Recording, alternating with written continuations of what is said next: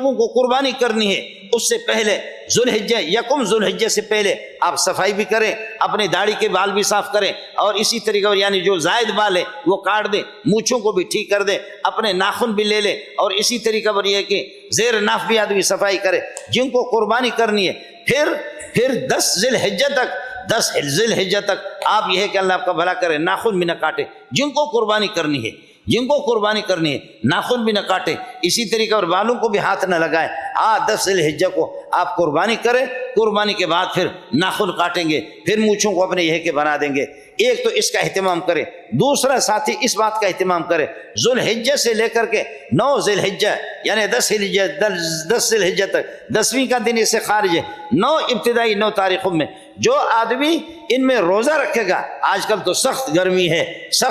ہے، گرمیوں میں آپ رکھ سکتے ہیں۔ مولوی تو نازک ہے، مولوی تو دودھ سے دھلا ہوا ہے، مولوی اور تبلیغی کے گناہ معاف ہے، اس کو روزہ رکھنے کی ضرورت نہیں ہے۔ آپ حضرات سے عرض کر رہا ہوں، یہ 9 تاریخوں میں یہ 9 دنوں کا جو آدمی روزہ رکھے گا پورے سال کے روزوں کے ثواب ہے، سبحان اللہ، پورے سال کے۔ اور ایک چیز آپ کو اور بھی بتا دوں، یہ میں نے بتا دی، اور پھر مجھے سعودیہ سے دبئی سے کئی سال پہلے میں نے یہ بیان کیا تھا، تو مجھے اتنے بہت سے فون آ گئے، وہ میں آپ کو بتاتا ہوں۔ جو بوڑھے حضرات ہیں وہ میرے یہ ہے کہ کیا کرے، اس پیکج کو قبول کر لے۔ حدیث میں آتا ہے خاص طور پر 9 ذی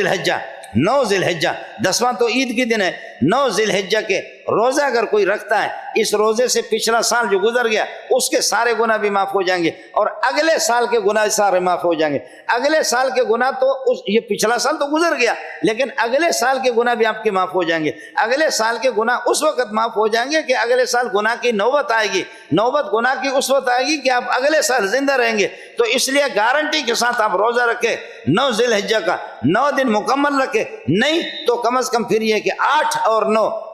9 کا روزہ رکھیں۔ آپ اس سال آپ نے 9 ذی الحجہ کا روزہ رکھا، جتنے بھی بوڑھے ہیں، جتنے بھی جوان ہیں، آپ اگلے سال نہیں مریں گے۔ اگر مر گیا تو قبر سے مجھے بتا دینا، مولوی منظور یار آپ کا یہ پیکج غلط نکلا،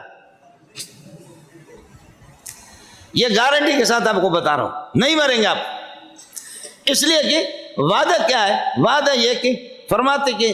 سیام عرفہ، سیام یوم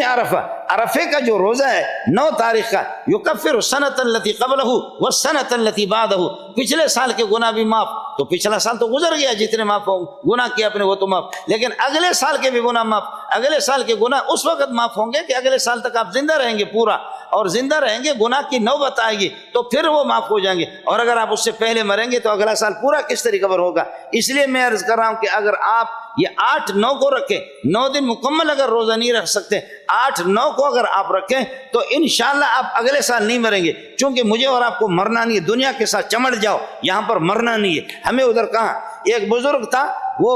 ایک وظیفہ ہمارے بزرگ بتاتے ہیں کہ صبح سویرے آدمی لقد جاءکم رسول من انفسکم عزیز علیہ ما عنتم حریص علیکم بالمؤمنین رؤوف الرحیم فإن تولوا فقل حسبی اللہ لا الہ الا هو علیہ توکلت وهو رب العرش العظیم۔ یہ آیتیں اگر 7 مرتبہ کوئی صبح کو پڑھتا ہے اس دن ضرور نہیں مرے گا۔ تو وہ بزرگ صبح کو پڑھتا تھا 7 مرتبہ، اگلے مرتبہ صبح کو، 115 سال تک اس کی عمر ہو گئی۔ اچانک کسی فرشتے نے جن نے آواز دی، او بڈھا بابا کب تک دنیا میں زندہ رہنا چاہتے ہو، کب تک، کبھی ہمارے پاس آیا کرو، اس دنیا میں اتنا مزہ نہیں ہے جتنا ہمارے پاس۔ تو وہ بزرگ غریب رونے لگے کہ بھائی میں روزانہ آیتیں پڑھتا ہوں کہ میری جان بچ جائے، لیکن چلو کل سے یہ وظیفہ نہیں پڑھوں گا۔ کل سے اس نے وظیفہ پڑھنا چھوڑ دیا، وہ چلے گئے۔ تو جو حضرات جن کو مرنے کا شوق نہیں ہے، اس دنیا میں رہنا ہے، میں نے آپ کو بتایا کہ بہترین قسم کا گفٹ آپ کو بتایا کہ آپ یہ وظیفہ کریں، روزہ رکھیں، 8-9 کو آپ نہیں مریں گے، اور اگر آپ مر گئے تو قبر سے ٹیلی فون کر کے مجھے بتا دینا کہ مولوی منظور ہم نے جو ہے نا آپ نے